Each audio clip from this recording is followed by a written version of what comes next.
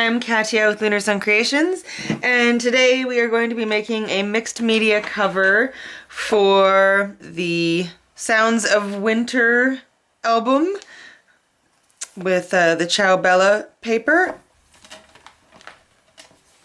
So I've got 2 sheets of 140-pound watercolor paper. They're just a little bit smaller than our covers. They're 6 by 6, and then I've got one for the spine that is 6 by 1 1/4. So normally with a mixed media piece you'd want to gesso first to prime your surface for all the watery mixed media things that you're going to be using, and so it gives it a little bit of grit to accept the color. But I decided I had 1 sheet left of my pattern paper from my collection, so I decided I'm going to use that 1 sheet and adhere it to my watercolor paper first. So I'm going to use some multi-matte gel that dries clear just to kind of glue it on. So I'm going to put a layer down on the paper and then put the paper on and then put another layer over top. And I'm going to do that to all 3 pieces. Just going to use a sponge brush to do that. Oh, apparently I have a little bit of brown still from a different project in my brush. That's okay.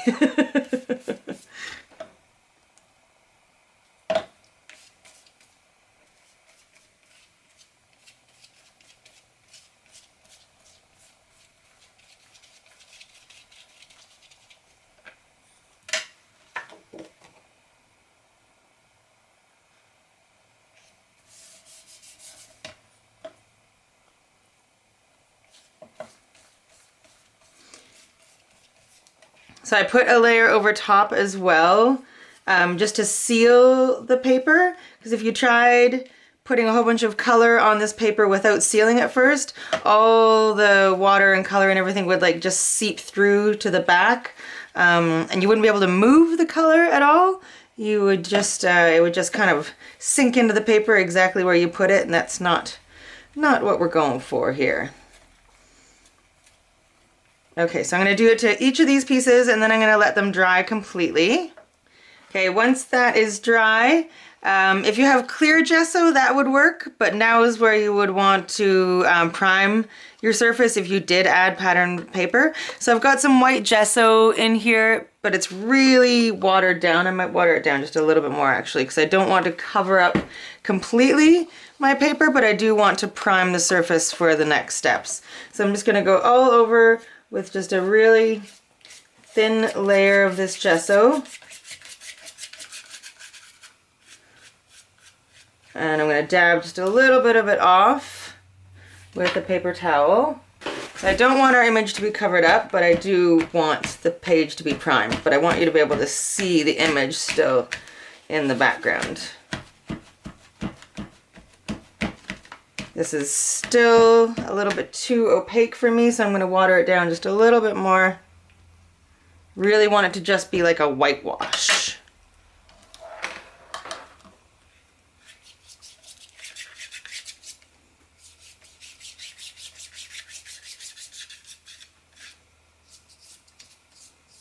Okay, this will be the back.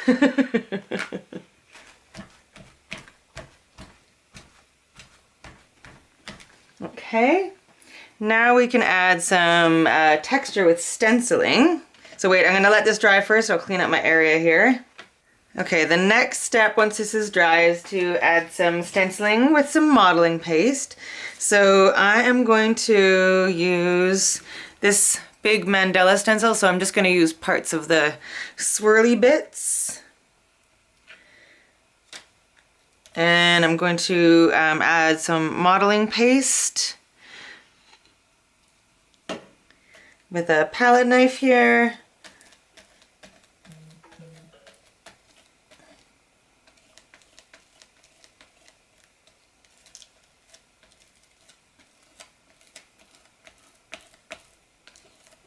And make sure to clean your stencil after this step.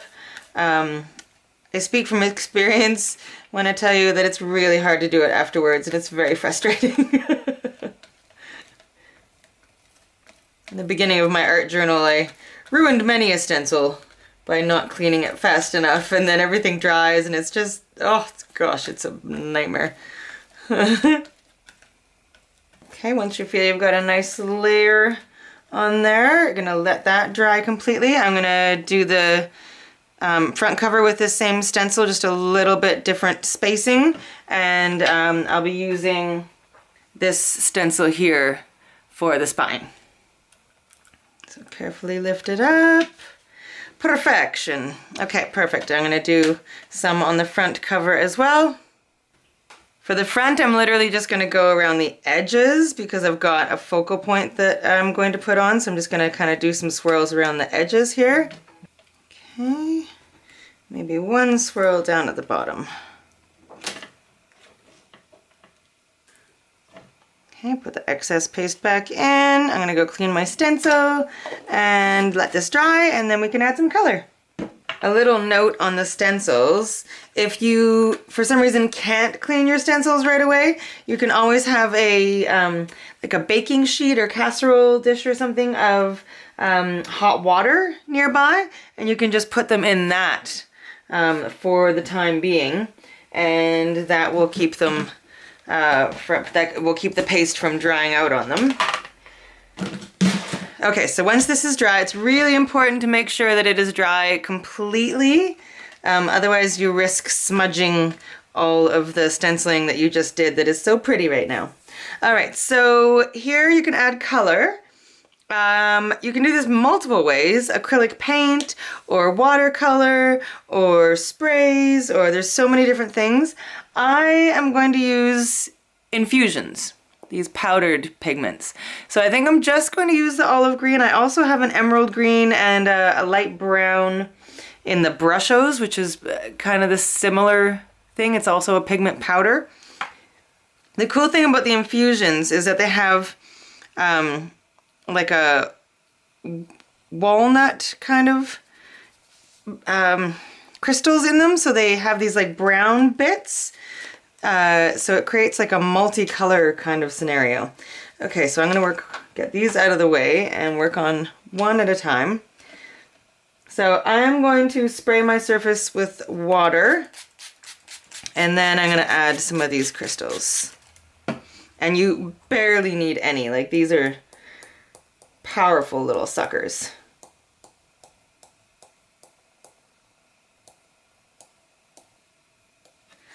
Like you can barely see that I have any on there at all, but trust me, it'll create some crazy color. All right, so now I'm gonna spray some water, and oh, there's even some blue coming out in this one. I think I might actually add a little bit of the brown as well.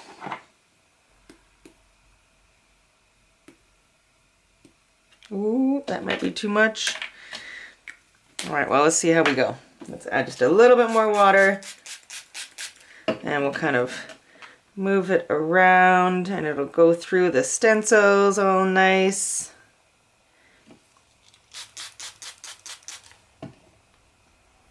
Okay, and we can do this in layers.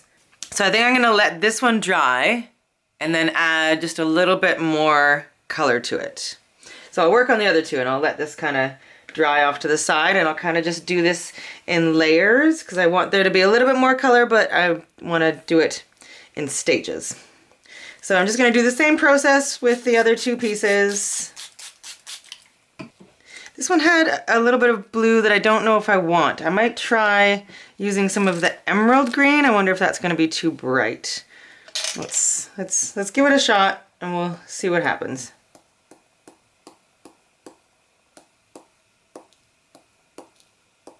Oh. Now you can, a lot of people poke a hole in the top of the lid, but I'm not a fan of that, so I just do it this way, but I mean, it's completely up to you which way you want to go with it.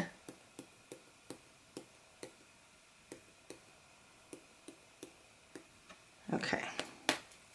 Give that a spray.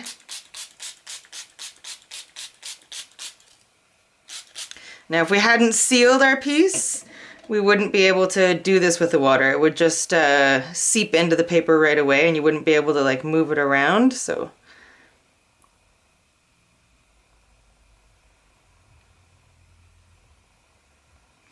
Just gonna give this a little bit of a helping hand here because the crystals aren't completely dissolving.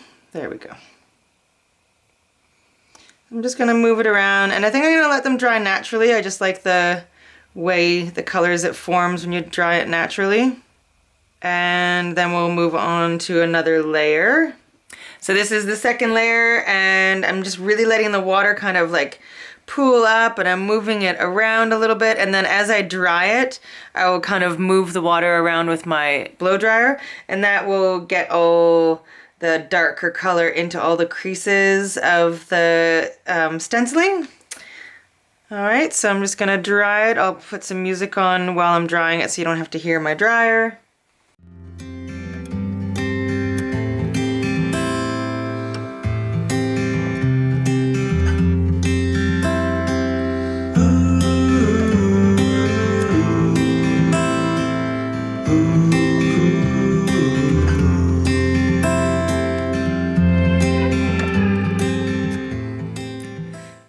So I didn't realize that my camera had run out of memory. It didn't beep at me, so I missed a little bit, but not too much. So all I did so far after letting it dry was adding some white splatters. So to all three pieces, some white splatters. And then I decided that I wanted the raised bits to pop a bit more. So I mixed up some paint that is part black, part pine green. These are just from the dollar store. No, nothing special. And I just went over all the details of the stenciling. So I'm just gonna do it on this last piece. I'm not going over it perfectly. It doesn't have to be a perfect, I'm just going over just a quick top coat just so they pop a little bit more. And then I'll let that dry and I will add my focal point. Okay, so now that the black green mixture is dry, I wanted to add my focal point, which is this cute little fox from the collection that I fussy cut. Okay, but I didn't want him to just be floating in the air. So I've got a couple pieces of just white cardstock that I just ripped to kind of create a snowbank because it's kind of a wintry, snowy scene. So I'm just going to kind of glue these down with the same matte medium. You could also use Mod Podge.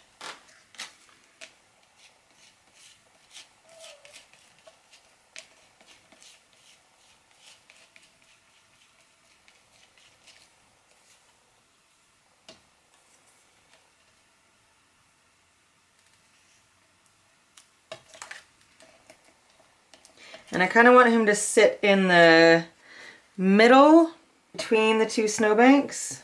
So I'm just going to put some on the back of him.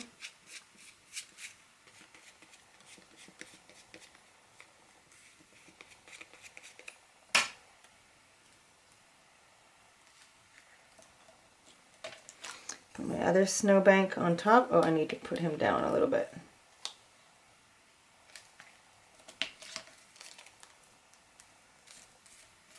Okay, and then I'm going to go over top of all of that.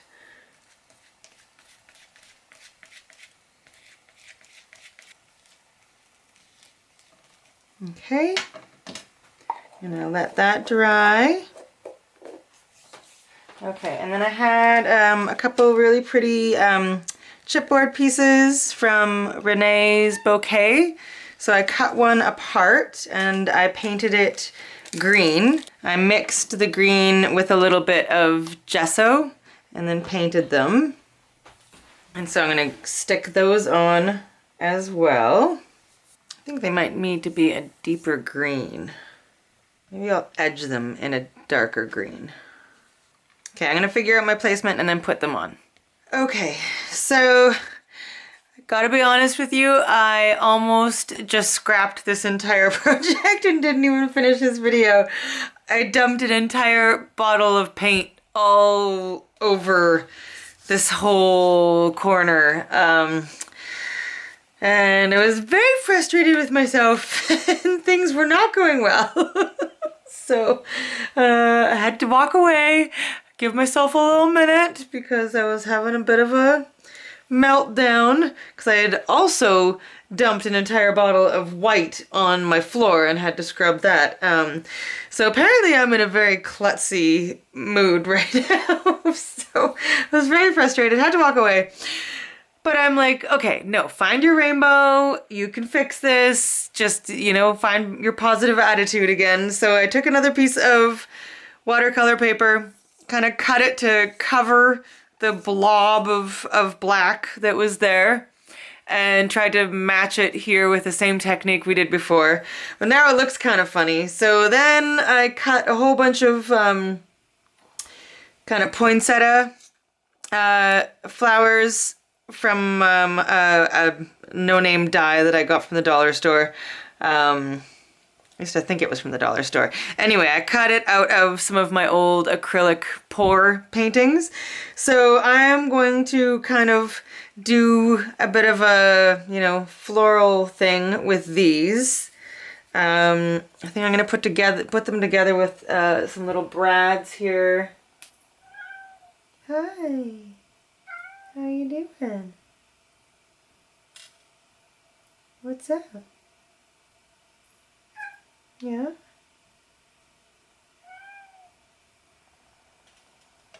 Okay, so I'm just going to put these flowers together with some brads and then kind of put them onto my project to hide some of the bits that I'm not happy with. I did ink up the edges with some Distress Oxide and Black Soot. And I also added a few more white splatters. I also cut out a few little greenery bits to go on the back side to kind of match the front, what's going on in the front. Okay, so put these together and then I'm going to put it all on and do maybe some highlights and finishing touches. And then hopefully I like it. Okay, so I think I've salvaged it. I kind of added some like white accents, kind of hoping that they looked like snow a little bit.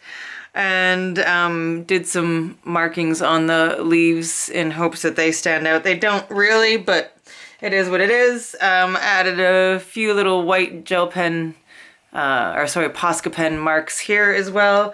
I think my last step, I just kind of want the snow to look a little bit more like snow. So I have this Distress grit paste called Snowfall from Ranger. So I think I'm just going to put a little bit of that on and then call it a night. Because I'm just... I'm not feeling this project as much as I was in the beginning, but I do want to kind of... Oh, this does make it look better. This does make it look more snow-esque. I might even put some of this on some of the other elements, perhaps. Just to make it look a little bit more like snow. It's kind of cool. Yeah. It's been one of those nights where it started off great, and then when you get into that little funk, and then you just don't want to really create anymore. That's kind of where I ended up. But you know, I don't ever want to be someone who gives up. So that isn't that ain't my mojo. I don't want to give up. So I'm powering through and making it. I don't know what I'm making it. I'm making it better than it was.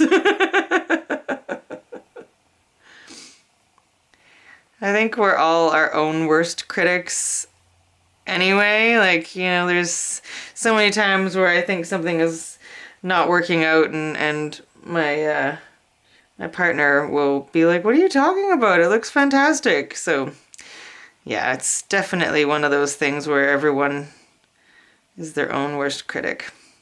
I think that looks kind of cool. Gives it a little bit of dimension. Should I add a little bit to the... Yeah, I feel like I might be overcomplicating things now. So I'm just going to stop and I'm going to walk away. And if anything needs to be added tomorrow, I'll do it tomorrow. I think I'm going to leave it for now before I get myself into a pickle again by doing something that I don't like. Because right now I'm okay with it. All right, well, you know what? Not everything's going to be a masterpiece. It is what it is sometimes, but I'm okay with it. I'm okay with it. So I'm going to let this completely dry. This is going to take a little while. I'll probably leave it overnight. And then I will put it onto the front of my album. So I really hope that if you were crafting along with me, I hope things went well for you. I really do. Yeah, sometimes we just have an off day, and I feel like tonight I just had a little bit of an off night, but it's okay, right? It turned out all right. I need some affirmation here. Okay, well, there it is, folks. I'm gonna go get myself some wine and maybe do another project that is just for me, and maybe make something for a Christmas present and just have fun with it. All right, so there you have it. There's our book cover. All right, I love you lots. Sending you huge hugs, and I will see you soon.